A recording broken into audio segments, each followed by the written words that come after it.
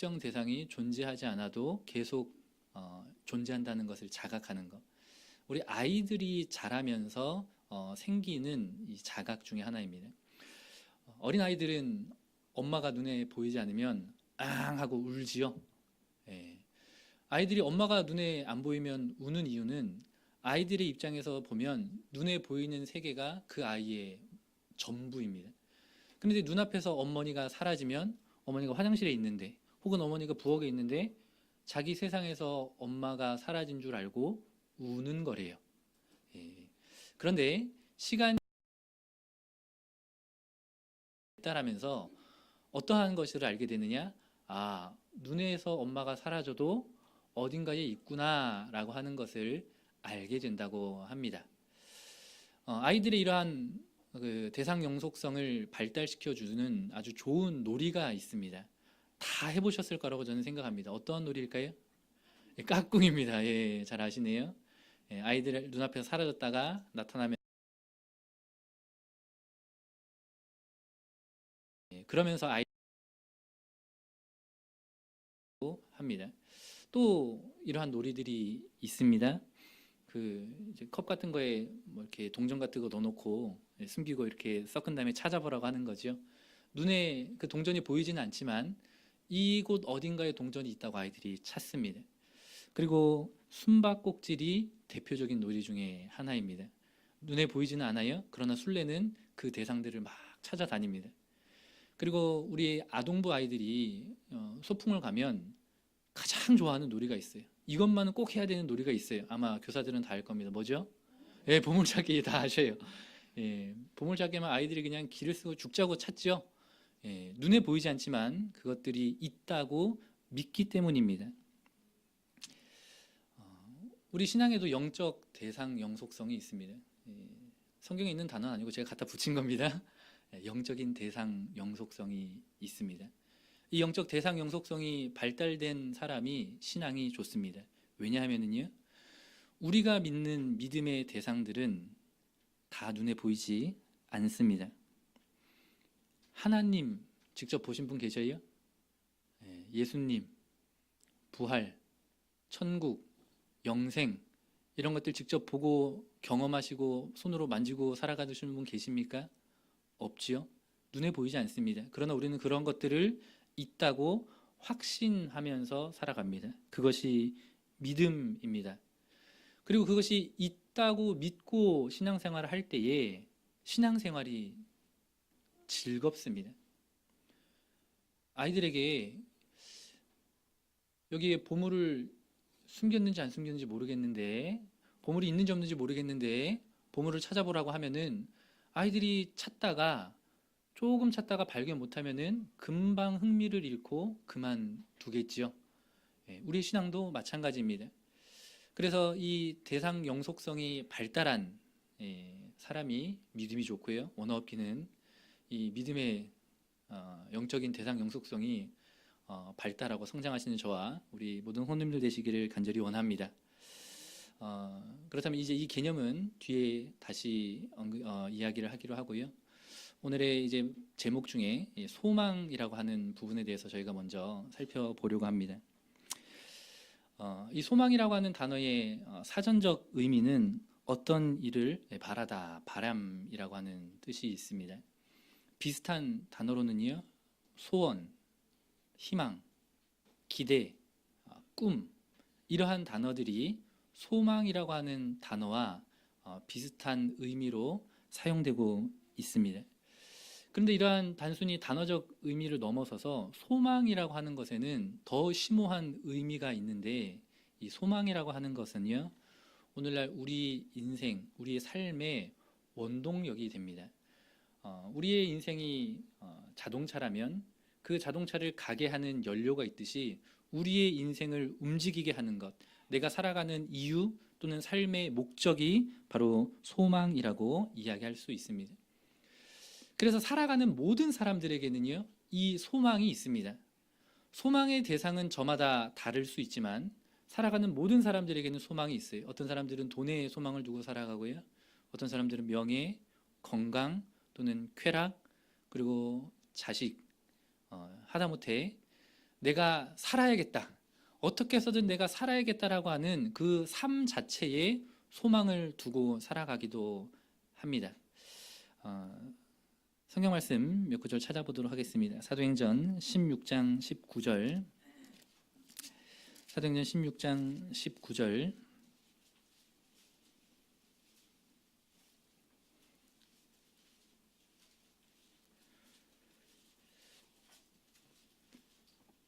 종의 주인들은 자기 이익의 소망이 끊어진 것을 보고 바울과 실라를 잡아가지고 저자로 관원들에게 끌어갔다가, 이 말씀의 배경은 바울과 실라가 귀신 들린 한 사람을 고쳐줬습니다. 근데 이 귀신 들렸던 사람의 주인이 이 귀신 들린 사람을 통해서 점을 쳐주고 돈을 벌었거든요. 근데 귀신을 쫓아버려서 이제 더 이상 점을 볼 수가 없어요. 그래서 여기 성경에 보시면 이익의 소망이 끊어졌다. 이 사람의 소망은 무엇이었습니까? 돈이었습니다. 돈. 27장 20절에 있는 말씀을 보시면 제가 읽겠습니다. 여러 날 동안 해와 별이 보이지 아니하고 큰 풍랑이 그대로 있음에 구원의 여망이 다 없어졌더라. 여기서 구원의 여망이라고 하는 여망이 이 소망과 같은 단어입니다. 바울이 이제 로마에 잡혀갈 때에 그 배가 큰 풍랑을 만났습니다. 그래서 몇 날 며칠 그 풍랑 속에서 어두컴컴한 데서 사람들이 표류하고 있을 때 삶의 소망이 사라져 버렸다라는 의미입니다. 이 뒤에 내용을 보시면 바울 사도가 하나님으로부터 계시를 받아서 아니다, 우리는 죽지 않을 것이다 라고 해서 삶의 소망을 다시 넣어주는 장면이 나오지요. 하나님을 믿는 사람이건 믿지 않는 사람이건 다 저마다의 소망을 가지고 살아갑니다. 소망이 없는 사람은 한 사람도 없습니다. 살아있는데 소망이 없는 사람은 사실 살았지만 죽은 것이나 다름이 없는 삶입니다. 많은 사람들이 자기 목숨을 스스로 끊습니다. 학업 때문에, 사업 때문에. 왜 스스로 목숨을 끊느냐? 소망이 사라졌기 때문에 그렇습니다. 어느 날 TV에서 암 사기 시한부 인생을 선고받고 사는 어떠한 가족, 어떤 어머니의 모습을 본 적이 있습니다. 이 사람이 이제 죽을 날만을 기다리고 병원에 있는데 TV에서 재밌는 프로를 봐요. 다른 사람들은 그걸 보면서 막 깔깔깔 웃고 하는 그런 프로예요. 근데 이 죽음을 기다리고 있는 사람이 그 프로 보면서 웃을까요? 안 웃을까요?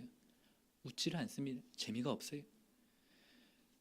맛있는 음식을 먹는데 맛이 없어요. 즐거움이 없습니다.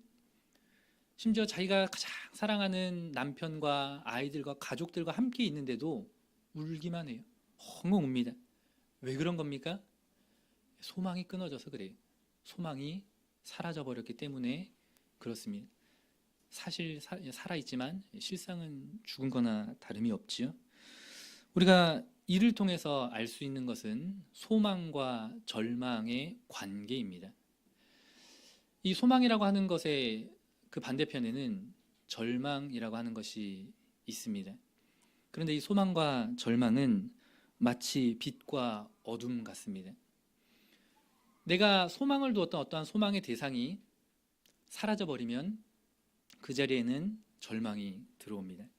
빛이 사라지는 곳에 어둠이 들어오는 것처럼 소망과 절망의 관계가 이러합니다.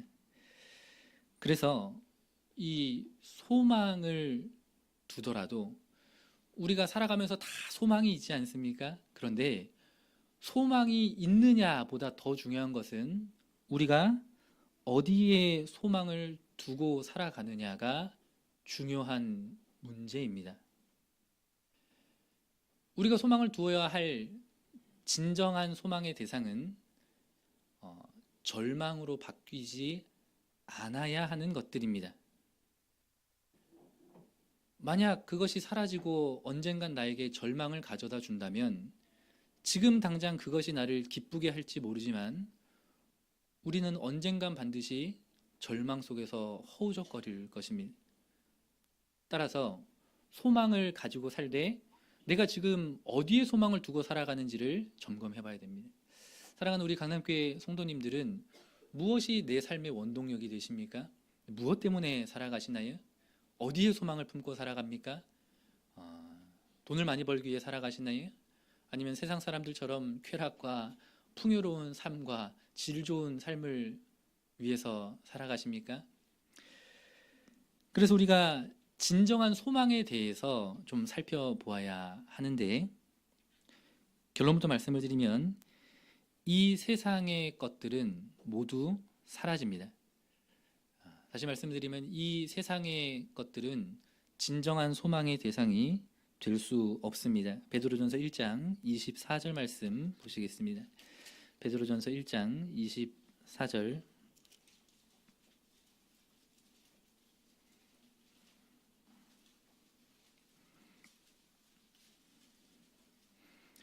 베드로전서 1장 24절. 그러므로 모든 육체는 풀과 같고 그 모든 영광이 풀의 꽃과 같으니 풀은 마르고 꽃은 떨어지되 세상에 존재하는 모든 것들이 나중에는 결국 썩어 없어집니다. 돈도 명예도 건강도 쾌락도 나의 육적인 생명도 내 자식도 다 사라집니다. 때문에 그런 것들에 소망을 두고 살아가는 사람은 언젠간 반드시 무엇을 겪게 될까요? 절망을 겪게 됩니다. 시편 119편의 저자는 내가 보니 모든 완전한 것이 다 끝이 있어도 주의 계명은 심히 넓으니이다. 내가 보니 모든 완전한 것이 다 끝이 있어도, 세상에 보이는 완전한 것들도 결국 다 끝이 있습니다. 그리고 예수님께서 다시 오시는 그 마지막 때 이 세상은 다 사라져버리고 하나님의 심판대 앞에 놓이게 되는 날이 옵니다. 그래서 성경은요, 살아 없어져 버리는 것들을 소망이라고 말하지 않습니다. 에베소서 2장 12절 말씀 보시겠습니다. 우리 형제반에서 에베소서 2장 12절 찾아주시고요. 자매반에서 데살로니가전서 4장 13절, 데살로니가전서 4장 13절 찾아주시기 바랍니다. 에베소서 2장 12절입니다. 우리 형제반에서 먼저 읽어주시기 바랍니다. 시작. 이스라엘 나라 밖의 사람이라 약속의 언약들에 대하여 외인이요 세상에 소망이 없고 하나님도 없는 자이더니, 세상에서 소망이 없고 하나님을 믿기 전에 세상 사람들에게 소망이 없다라고 하고 있습니다. 데살로니가전서 4장 13절 읽어주세요. 시작.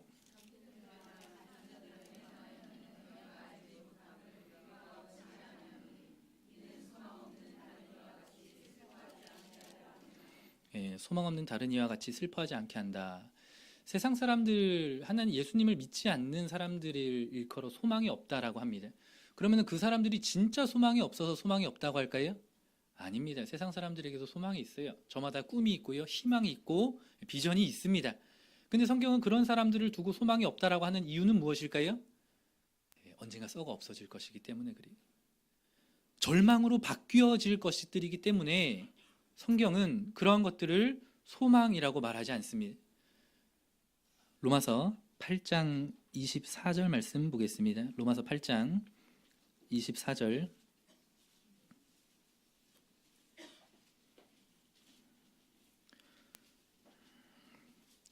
로마서 8장 24절 찾으셨으면 우리 같이 읽겠습니다.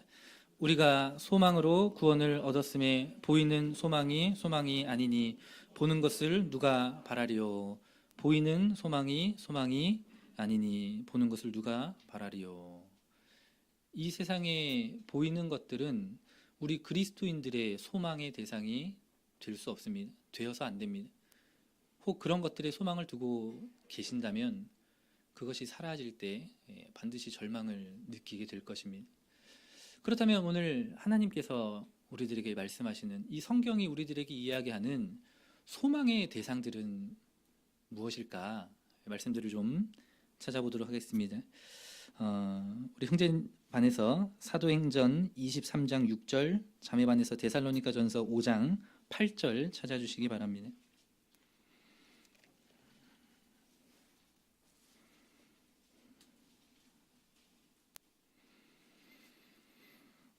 사도행전 23장 6절, 데살로니가전서 5장 8절.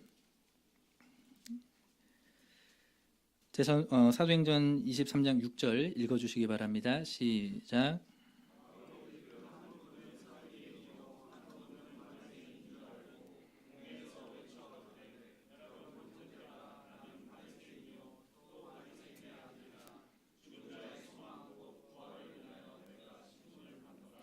죽은 자의 소망 무엇입니까? 부활. 예, 죽은 자의 소망은 부활이지요. 데살로니가전서 5장 8절 읽어주시기 바랍니다. 시작.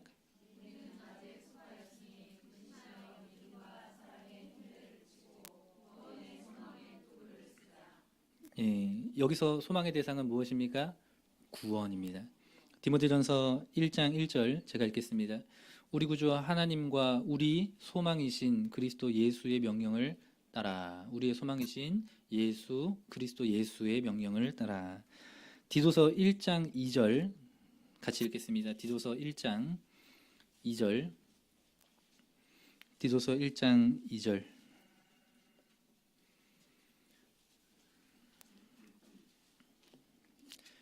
같이 읽겠습니다.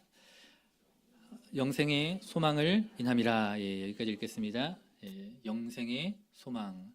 방금 찾으신 네 구절을 통해서 볼 때 성경에서 말하는 소망의 대상들은 무엇이었지요? 부활, 영생, 구원, 예수 그리스도. 이것들 보신 적 있으십니까? 예. 우리가 소망을 품는 대상들은요, 공통점이 있는데 눈에 보이지 않습니다. 그리고 이 세상에서 바랄 수 없는 것들입니다. 그래서 아까 대상 영속성의 말씀을 드린 것입니다. 그리스도인들은 본질적으로 눈에 보이지 않고 이 세상에 없는 것들을 바라고 거기에 소망을 두고 살아가는 사람들입니다. 그래서 히브리서 11장 1절에는 믿음은 바라는 것들의 실상이요 보지 못하는 것들의 증거니. 보지 못하는 것들의 증거니. 믿음의 대상들, 우리가 두어야 하는 소망의 대상, 소망을 두어야 하는 그 대상들은 눈에 보이지 않습니다. 그러다 보니 믿음 생활이 쉬울까요? 어려울까요? 어렵습니다. 때문에 어려운 겁니다. 결코 쉽지 않습니다. 예수 믿으면 복 받는다고요? 맞죠? 네. 그런데 세상 사람들이 생각하는 그러한 형통과 복이 아닙니다. 물질의 풍요와 어떤 가정의 그리고 회사의 평안과 그러한 복을 말하는 것이 보이지 않습니다. 만약 이 예배당에 제가 보물을 숨겨놓고 한번 찾아보세요 그러면은 아마 다들 찾을 겁니다. 좀 힘들어도 찾을 거예요. 근데 만약에 제가 서울시 어딘가에 보물을 숨겨두었으니 찾으세요 그러면 찾으실 분 계셔요? 없으시지요? 마치 그런 느낌일 거예요. 세상 사람들에게 우리의 소망의 대상을 말하면 예수가 우리의 소망이다, 우리는 구원을 믿고 영생을 믿고 천국과 부활을 믿는다라고 주장을 하면 세상 사람들이 느끼는 감정이 딱 이걸 거예요. 허무맹랑하고 덧없는 소리. 세상에서 조금 더 많이 벌어서 누리고 사는 것도 시간이 모자른데 저런 이상한 것들이나 믿고 살아간다고 세상 사람들이 비난할 겁니다. 그리고 믿음이 좋다가도요, 그러한 회의가 들 때면 우리의 믿음이 흔들리게 되기 마련입니다. 마치 기생 라합과 같습니다. 이 소망이라고 하는 단어를 지금까지는 쭉 신약 성경에서 찾아봤습니다만 구약에 있는 이 소망이라고 하는 단어를 찾아보면 신기한 구절이 한 군데 있습니다. 다음 읽으시는 본문 가운데에서 어떤 것이 소망이라고 하는 단어일까를 찾아보시기 바랍니다. 여호수아 2장 15절에서 21절 말씀 보시겠습니다. 여호수아 2장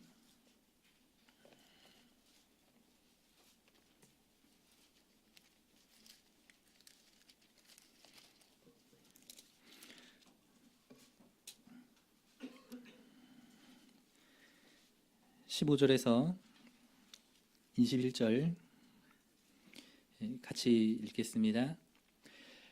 라합이 그들을 창에서 줄로 달아 내리우니 그 집이 성벽 위에 있으므로 그가 성벽 위에 거하였음이라. 라합이 그들에게 이르되 두렵건대 따르는 사람들이 너희를 만날까 하노니 너희는 산으로 가서 거기 사흘을 숨었다가 따르는 자들이 돌아간 후에 너희 길을 갈지니라. 두 사람이 그에게 이르되 네가 우리로 서약해 한 이 맹세에 대하여 우리가 허물이 없게 하리니 우리가 이 땅에 들어올 때에 우리를 달아 내리운 창에 이 붉은 줄을 매고 내 부모와 형제와 내 아비의 가족을 다 내 집에 모으라. 누구든지 내 집 문을 나서 거리로 가면 그 피가 그의 머리로 돌아갈 것이요 우리는 허물이 없으리라. 그러나 누구든지 너와 함께 집에 있는 자에게 누가 손을 대면 그 피는 우리의 머리로 돌아오려니와 네가 우리의 이 일을 누설하면 내가 우리로 서약케 한 맹세에 대하여 우리에게 허물이 없으리라. 라합이 가로되 너희의 말대로 할 것이라 하고 그들을 보내어 가게 하고 붉은 줄을 창문에 매니라. 소망이라고 하는 단어가 직접적으로는 없습니다만 같은 단어인데 다르게 번역되어 있는 단어가 있습니다. 어떤 단어일까요? 붉은 줄 할 때 줄입니다. 우리가 이 세상에서 예수 그리스도를 소망의 대상으로 두고 살아간다는 것은 마치 기생 라합이 여리고성에 붉은 줄 하나를 내리는 것과 같습니다. 그 숨겨준 정탐꾼들의 말을 믿고 그들과의 약속을 믿고 하나님의 군대가 이 여리고를 정복하고 무너졌을 때에 나와 내 집에 있는 사람들을 구원해 줄 것이라고 하는 그 약속을 믿고 붉은 줄 하나 내리는 거예요. 여리고성 사람들이 그 사실을 알고 기생 라합을 봤으면 뭐라고 했을까요? 아이고 뭐 하는 짓이냐? 이 여리고성의 성벽의 두께가 안 보이냐? 믿으려면 차라리 이 성벽을 믿고 이 성 안에 있는 군사들의 힘을 믿지. 어떻게 저기 듣도 보지도 못한 민족들의 신을 믿어서 자기의 모든 거를 걸고 그 붉은 줄 하나 내리고 그거 믿고 기다리고 있느냐라고 비웃지 않겠습니까? 오늘날 세상 사람들이 세상의 소망을 두고 가는 사람들이 우리 그리스도인들에게 할 이야기입니다. 그래서 신앙이 힘듭니다. 소망을 품고 살아가는 것이 힘듭니다. 그래서 성경에 소망을 이야기할 때에 반드시는 아니고요. 자주 같이 등장하는 단어가 있는데 그 단어가 인내입니다. 데살로니가전서 1장 3절 말씀 보시겠습니다.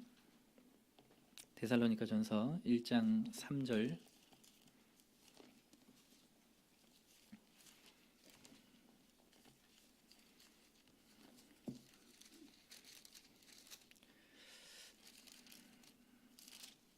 같이 읽겠습니다. 너희의 믿음의 역사와 사랑의 수고와 우리 주 예수 그리스도에 대한 소망의 인내를 우리 하나님 아버지 앞에서 쉬지 않고 기억함이니. 사랑에는 수고 그리고 믿음에는 역사라고 하는 단어들이 짝지어져 있죠. 다 의미가 있습니다. 그런데 여기서 소망이라고 하는 단어에 짝지어준 단어가 무엇이지요? 인내입니다. 소망에는 인내가 필요합니다. 견뎌야 됩니다. 한 달 일해서 우리가 월급을 받잖아요. 근데 회사에서 야, 너 우리 회사에서 평생 또락 일하면은 너 죽으면 일한 돈 한꺼번에 모아줄게. 일 안 하겠지요? 예. 근데 이렇게 느껴질 때가 있습니다. 예수님 믿으면 기쁘다 그랬는데, 예수님 믿으면 복받고 평안하다 그랬는데, 왜 내 삶은 나아지질 않고 더 힘들까? 그러다 보니 눈에 보이지 않는 것보다 눈에 보이는 것을 쫓아서 세상으로 돌아가는 사람들도 많이 있습니다. 당장 예배에 참석하고 안식일 지키고 영은에 오는 것보다 가족들이랑 여행 가는 게 훨씬 즐거워요. 교회 와서 박수 치면서 찬양 부르는 것보다 재미있는 데 가서 맛있는 음식 먹는 게 즐겁다는 거예요. 교회 와서 말씀 듣고 성경 공부하는 것보다 자기 개발해가지고 세상에서 인정받는 게 더 행복한 것처럼 느껴집니다. 눈에 보이거든요. 손에 잡히거든요. 그러니까 그런 것들을 쫓아 살아갑니다. 그러나 우리 그리스도인들에게 있어서 소망은 눈에 보이지 않는 것입니다. 이 폐역한 세대에서 오직 예수 그리스도를 소망으로 붙들고 살아가는 사람들이 우리 그리스도인들입니다. 오늘 하나님께서 우리 저와 우리 모든 성도님들에게 그런 소망의 믿음과 인내 주시기를 간절히 소망합니다. 그래서 신앙생활이라고 하는 것은 우리 사람들은 인생을 살아가면서 많은 소망의 이 대상들을 잡고 살아갑니다. 소망의 줄들이 있어요. 그래서 그러한 줄들을 많이 잡고 살아갑니다. 근데 신앙생활이라는 것은 내가 예수님을 믿고 보니까 이것은 소망의 대상이 아니구나라고 하고 그 줄을 하나씩 하나씩 끊어내는 겁니다. 돈도 아니었구나, 명예도 아니었구나, 쾌락도 아니었구나. 그런 것들을 하나씩 하나씩 쳐내고 마지막에 남는 줄 하나가 뭘까요? 예수 그리스도입니다. 바로 예수 그리스도만이 내 인생의 진정한 소망이고 그것을 붙들고 살아갈 때 내가 영생을 누리며 살아간다는 것을 믿고 살아가는 겁니다.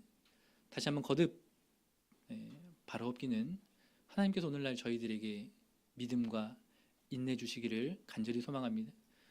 우리들을 긍휼히 여기사 하나님의 은혜로 품어주시기를 원합니다. 마지막으로 오늘 본문 말씀인 요한복음 11장 25절에서 26절 말씀 다시 한번 읽고 마치도록 하겠습니다. 요한복음 11장 25절 26절입니다.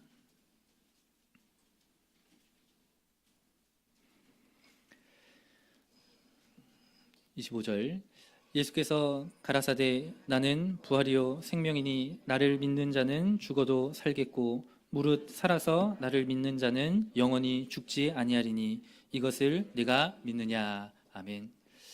이렇게만 말하고 말씀을 마치니까 신앙생활이 굉장히 힘들고 빡빡할 것처럼 느껴지시죠?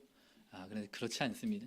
신앙생활에는요, 세상이 줄 수 없는 기쁨과 평안이 있습니다. 내일 시간에 이 말씀에 대해서 같이 나누도록 하겠습니다. 다 함께 묵도하겠습니다. 할렐루야.